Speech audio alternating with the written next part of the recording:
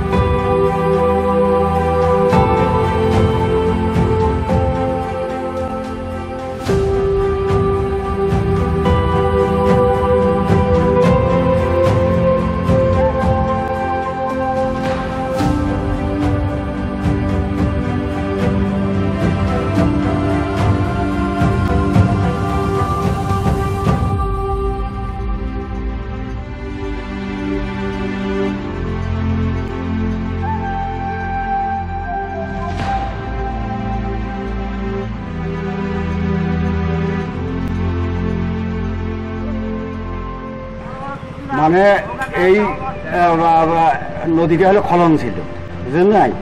খনন করার পরে আমরা বাঁশের সাঁকো মানে পারাবার হওয়ার জন্য এটা নিজে নিজে আমরা 10 জনে মিলিয়ে করছি, করিয়ে জনগণ পারাবারের ব্যবস্থা করছি। বাঁশের সাঁকোটা এখন ভেঙে গেছি। ওটা কি বর্তমান কি অবস্থা? বর্তমানে বিক্রি দিচ্ছি মসজিদে দেওয়ার পরে মানে এখানে একটা রিপোর্ট আসলো যে এখানে একটা পুলের প্রয়োজন আমাদের, মানে এই পুলটের জন্য আবেদন করা হয়েছে। আচ্ছা, হ্যাঁ। এবং সেই পুলে আমরা কাজ করতে। ও আচ্ছা।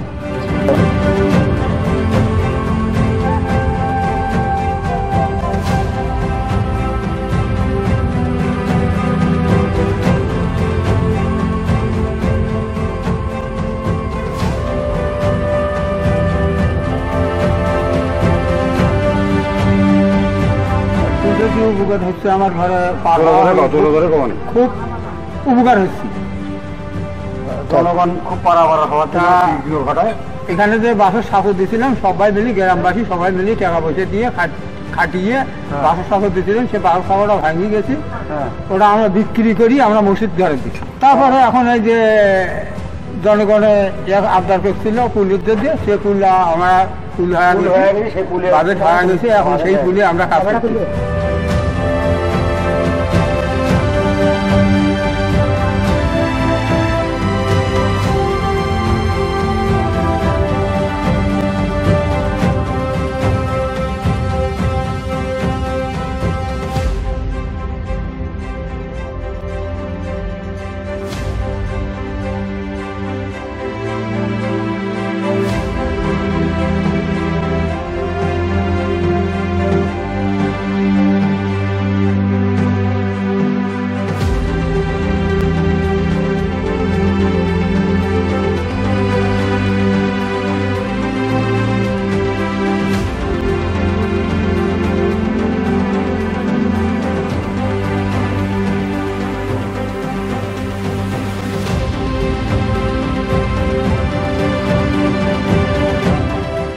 আমার কথা হলো আমি হলো ওই সাঁকরে তুলে আমি কাজ করছি, মাটি কাজ, মাটি কাটিয়ে মানে মেরামত করছি।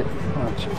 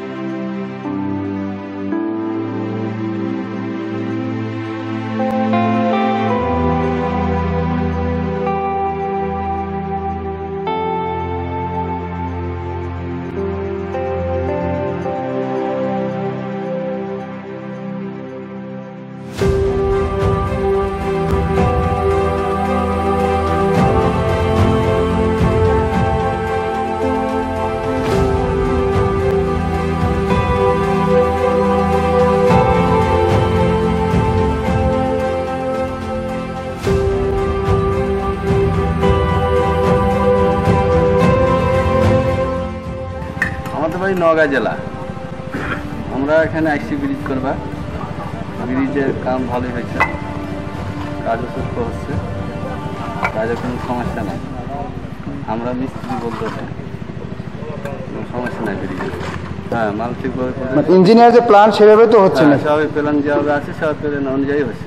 অনুপাত সব ঠিক আছে। রসুলপুরে আমরা করে এলাম, আবার এখানে আসছি, ওটা শেষ করে শেষের পথে 5-6 দিন লাগবে।